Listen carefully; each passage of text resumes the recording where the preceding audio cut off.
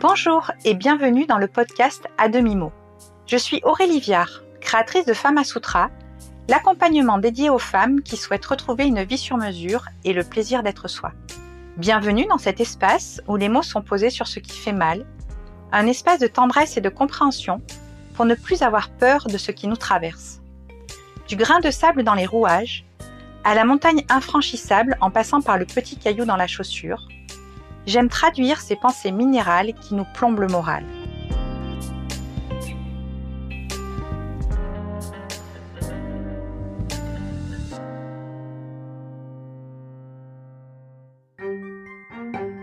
Merci pour vos retours sur le dernier podcast. Évidemment, ça me donne envie de continuer, d'aborder encore beaucoup de sujets différents. Alors n'hésitez pas à commenter encore et surtout à me partager vos questions qui restent sans réponse. Apparemment, Madame Ilfo et Monsieur Je dois font aussi partie de votre monde intérieur. J'ai aimé que vous m'en présentiez d'autres, comme par exemple Madame Je sais tout et Monsieur Flemme. J'ai beaucoup ri parce qu'ils sont chez moi aussi. J'aime personnifier nos parts intérieures et j'aime aussi explorer, observer nos réactions animales. Observer sans juger si c'est bien ou mal, comme quand on prend la fuite. À demi-mot. Tout animal ou tout être humain, dès que sa tranquillité est perturbée, se met à l'affût. Arrive alors une montée de stress. Ça se traduit par la chimie hormonale qui change dans tout notre corps. C'est pas pour apporter une validation scientifique que je vous dis ça. Juste pour dire que la montée de stress, elle est réelle. On peut la mesurer, la chiffrer avec des données suite à une prise de sang, un IRM ou dans les urines. Par contre, ce qui a déclenché le stress, la situation qui nous met en danger, c'est relatif à chacun et à ce qu'on a l'habitude de supporter, à notre sensibilité. Et pour les animaux ou pour les êtres humains, les réponses au stress sont soit se retourner contre l'agresseur. Tout d'abord, on cherche à l'intimider, on fait les gros bras, on bombe le torse. Et en dernier recours, si ça ne fonctionne pas, on va tenter de se battre. La deuxième approche, c'est de se figer, de faire le mort, de se faire oublier, pardonner, de se laisser manger, de se soumettre et d'être complètement inhibé. Et pour finir, et c'est là le sujet qui m'intéresse aujourd'hui, c'est chercher à s'échapper ou à se cacher, à prendre la fuite. Pendant longtemps, ma réponse instinctive a été de foncer dans la mêlée. J'y ai laissé des plumes et j'ai eu aussi des jolies victoires, mais honnêtement, ce fonctionnement-là est épuisant. Ça prend beaucoup d'énergie et c'est assez lourd d'évoluer dans une atmosphère de combat. Parce qu'évidemment, mon environnement était vraiment comme un ring. Pour se battre, il faut des adversaires et pour avoir sa part, il faut s'imposer. Bref. Et surtout, quand le moteur principal est de gagner, d'avoir raison, d'avoir le dernier mot, c'est difficile de créer des relations d'amour et de partage.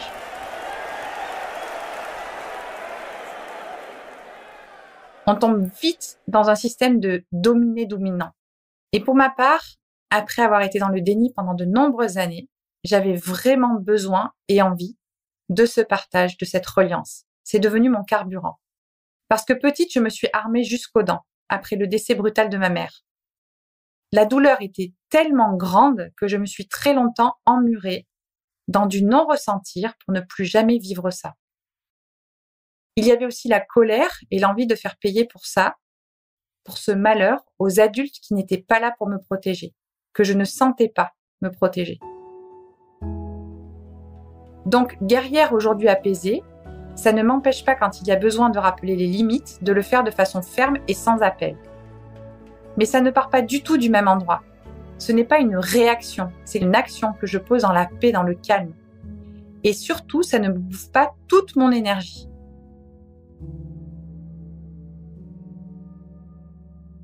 Donc aujourd'hui, ma réponse dominante vis-à-vis du stress est l'esquive.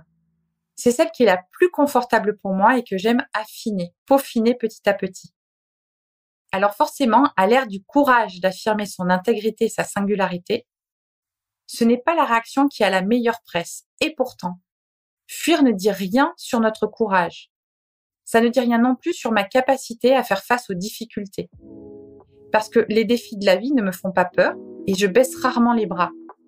Ça n'a pas de rapport non plus avec la capacité de prendre ou non des responsabilités. Parce que je le fais consciemment. Ce n'est pas un déni. Ce n'est pas un déni de fuite. C'est une façon comme une autre de faire face au stress. Et elle est aussi valable et on n'est pas obligé tout le temps de devoir sortir de sa zone de confort, être aligné, atteindre ses objectifs, performer, grandir, s'éveiller, aller plus en profondeur. On peut aussi se foutre la paix de temps en temps. C'est très féminin comme attitude, allez-vous me dire. En fait, je ne crois pas. Je pense que c'est autant masculin que féminin. Fuir n'a pas de sexe. La différence, encore une fois, c'est que les moyens de fuir généralement employés par les hommes sont valorisés, alors que la fuite au féminin, beaucoup moins. Quelques exemples me viennent en tête là pour enfoncer le clou. Le sport.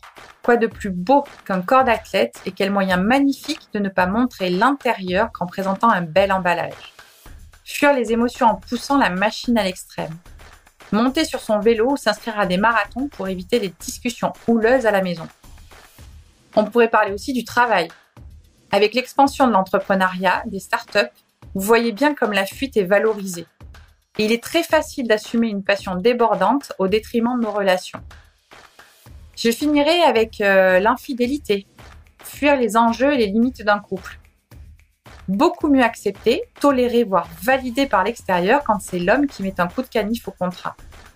Pour que ça se passe aussi bien du côté de la femme, il faut au moins que le mari soit violent ou ivrogne. Je crois que de mon côté, j'ai fait le tour, mais vous pouvez continuer la liste si vous voyez d'autres choses. Donc, il y a pour moi prendre la fuite et prendre la fuite. Dans l'un, il y a une part de sagesse. Oui, vous avez bien entendu. Parce que arrêter de se battre contre des situations qu'on ne peut pas changer et exister autrement que dans la lutte demande une certaine maturité.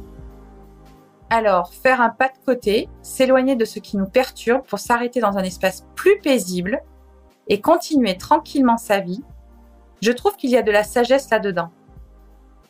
Cela demande de ne plus chercher à gagner, à imposer sa vision, à bâtir des miradors autour de son territoire. Et puis d'un autre côté, il y a fuir pour ne pas sentir. S'étourdir à tout prix avec tout et n'importe quoi, acceptable ou non. On reste là sans y être vraiment. Je ne parle pas aujourd'hui des victimes de viol ou d'abus, des rescapés de guerre ou d'attentats, des accidentés de la route, où la dissociation est neurologique et relève d'un long chemin de guérison accompagné de professionnels compétents. Si tu te sens concerné et que tu veux approfondir, je te conseille vraiment le livre de Muriel Salmona qui s'appelle Le livre noir des violences sexuelles.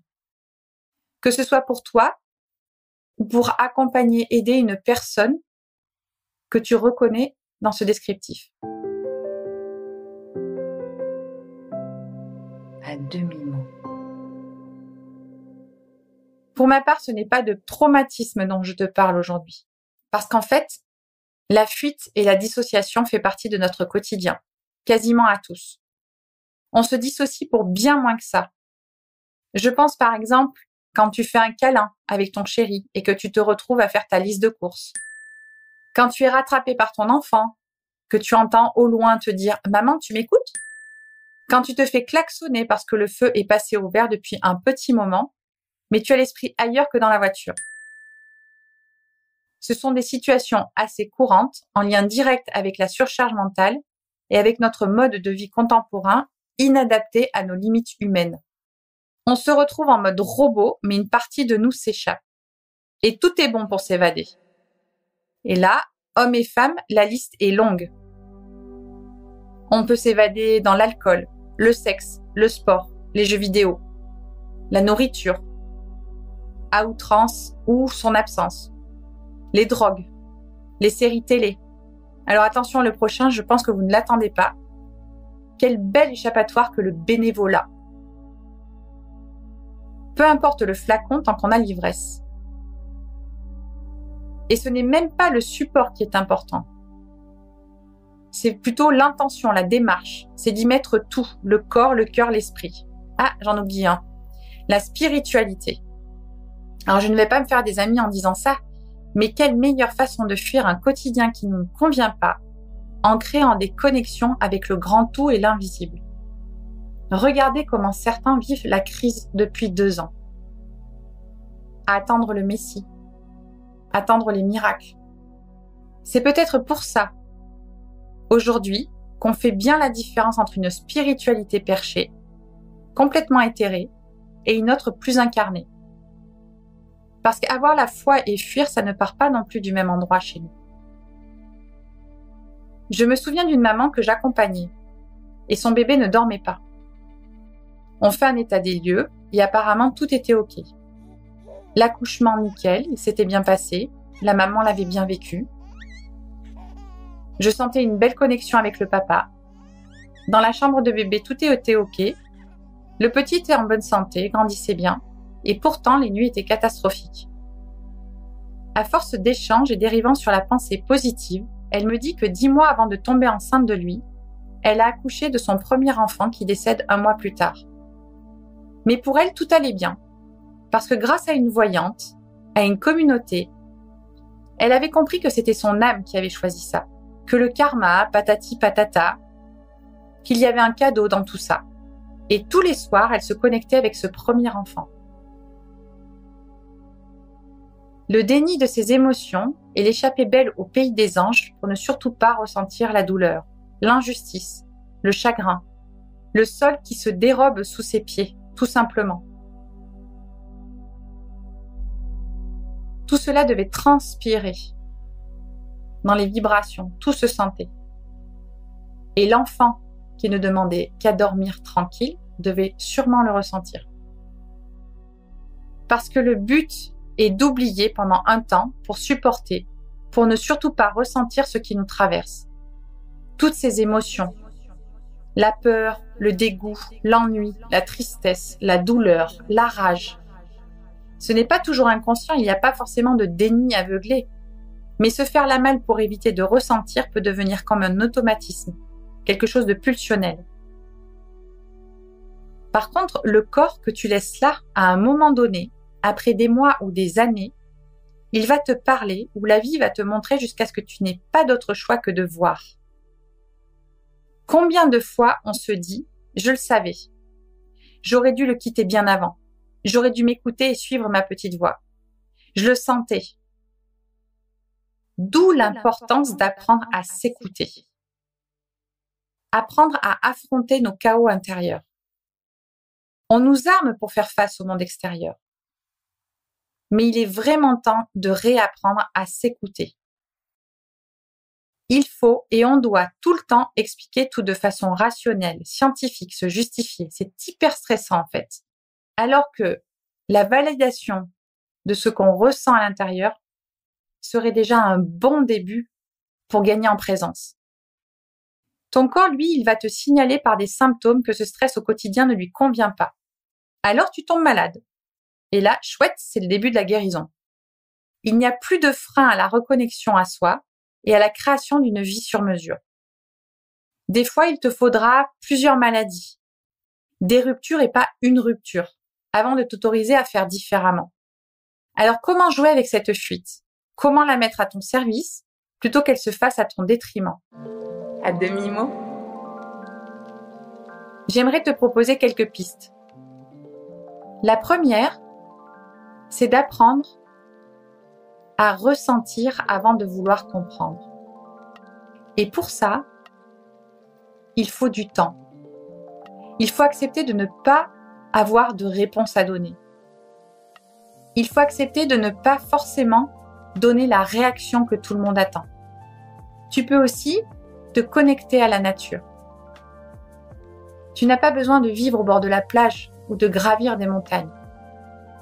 Simplement, quand les émotions te débordent et que tu te sens partir pour fuir tout ça, assis-toi sur un banc, les pieds dans l'herbe, au pied d'un arbre. Offre-toi un bain de forêt. Ça m'amène directement à la 3e piste que j'aimerais te proposer. D'apprivoiser la solitude. Quand il n'y a personne, pas d'interaction, que le silence se fait autour de toi, c'est là que tu entendras le mieux ce qu'il se passe à l'intérieur. Je dis apprivoiser parce que s'il y a bien une chose qu'on fuit, c'est le vide. Et en parlant de vide, j'aimerais te proposer aussi de réapprendre à ne rien faire et être OK avec ça.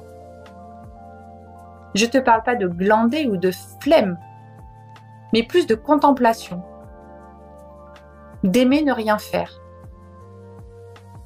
d'observer juste ce qui est autour de toi. Et si ne rien faire est vraiment trop compliqué, c'est le moment d'écouter ou de réécouter le premier épisode de mes podcasts, Se laisser aller. C'est un vaste sujet qu'est la fuite. Il serait possible de l'illustrer encore longtemps. Mon ambition est vraiment que tu prennes conscience de tes mécanismes bien avant que tu n'aies pas d'autre choix que de te casser dans les deux sens du terme. Partir fuir, mais aussi te sentir brisé. Je te laisse avec ça et on se retrouve bientôt. Je vous remercie de votre écoute. Si cet épisode vous a plu, je vous invite à me retrouver sur Instagram pour suivre les actualités Fama Sutra. N'hésitez pas à noter mon podcast sur les plateformes d'écoute. On se retrouve le mois prochain pour un nouvel épisode.